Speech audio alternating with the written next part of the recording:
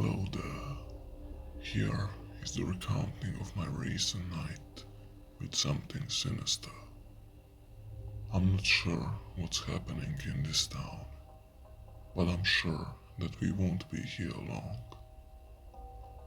So to start, I doubt anyone will believe this, and that's what scares me most. I moved to a coastal town in Oregon a few years ago, and recently I found myself as the general manager of the local Taco Bell. I had recently moved with my boyfriend into a tiny 220 square foot trailer parked outside of his parents' house to save money while I worked nights at the restaurant.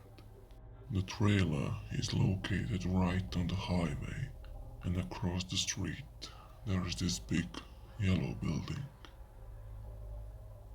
I believe it to be a museum or a bed and bath, but it is used as income-based housing. Odd thing is, most of the tenants are elderly and mentally unwell. There have been several deaths associated with the tenants and in home care, according to my boyfriend and his parents. Though there isn't much other information I can find besides word of mouth. All I know for sure is that I never want to step foot inside of that place again.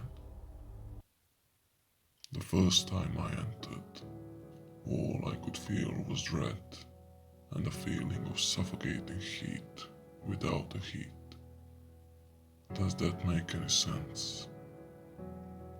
One night, I was working late and I got a call from B and our friend Mel. They stepped outside to smoke a bowl around 2 a.m. While they were out there, they caped to have heard a gurgling and giggling noise coming from across the street. Looking on the second floor of the Chester house, there was someone just standing in front of a lit window, staring at the curtains. The sound was coming from their open window. Calling out across the street, B and Mel asked them if they were all right, but the figure quickly reached up and turned off what they assumed was a pull-string ceiling light.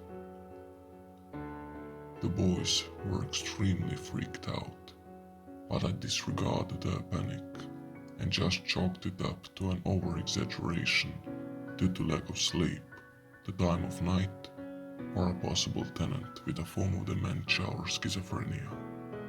This was in August of last year. Jump to last week, and life is still moving along as usual. There has been a few other odd and curious occurrences, but nothing that my brain felt was worth keeping in my memories, as I tend to dissociate some during times of extreme anxiety and discomfort. It's my night off. I have a friend Trissy on the table, couch, daybed, in the nose, and B and I are sleeping on the bed next to the door and kitchen. It was around 2:30 that I woke from that sleep.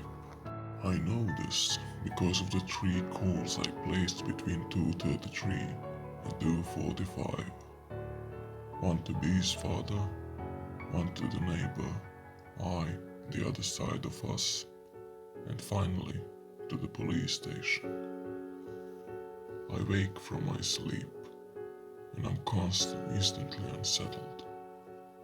I hardly sleep during my work week due to light sensitivity and living right on the highway.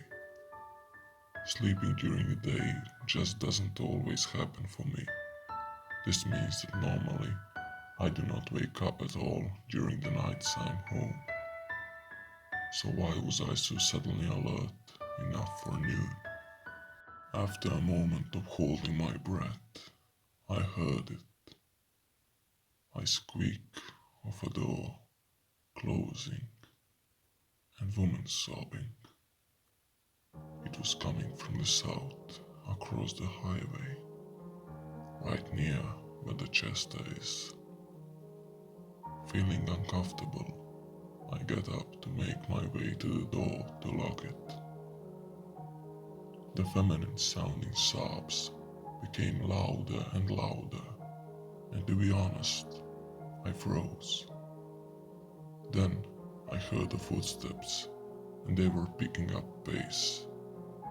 It sounded like she was running from something.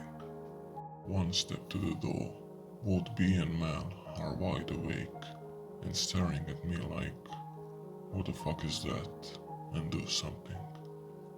I just toss B my phone and motion for him to call his father. Second step I hear the footsteps hit the gravel. The gravel is about 30-35 feet before you hit asphalt, with another 15 before the shoulder of the highway. That meant she was walking directly to our door. I panic. Like I panic hard. I leap the third step, locking the door and reaching for my monkey fist in my bag as I hear the frenzied knocks behind on the trailer door.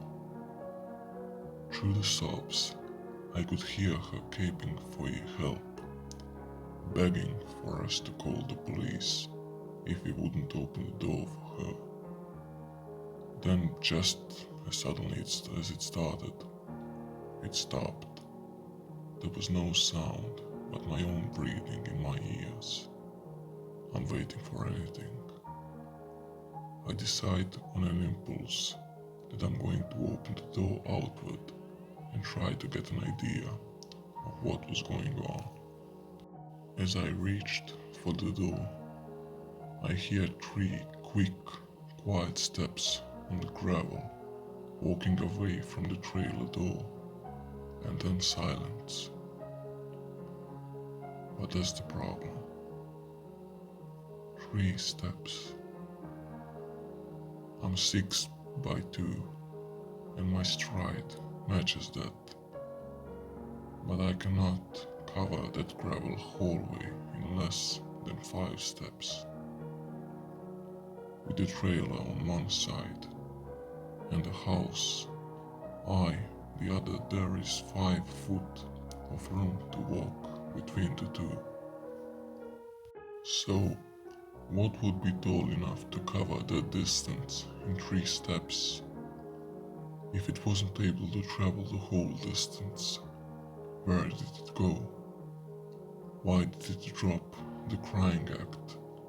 And how could it sound so breathless in one moment, a dead silent, as it walked away a short time after? Why did it come directly to my door? It had houses on both sides of the street. Hell, it walked past B's parents' front door just to get to our gravel path. Trying to prove ourselves wrong, B and I and several neighbors asked around and posted on social media, trying to find anyone who needed help. The Chester employees refused to give any kind of responses at all, and everyone who knows our address all responded that it was not their doing. Not a single other door was knocked on that night. What was it? And is my boyfriend being hunted?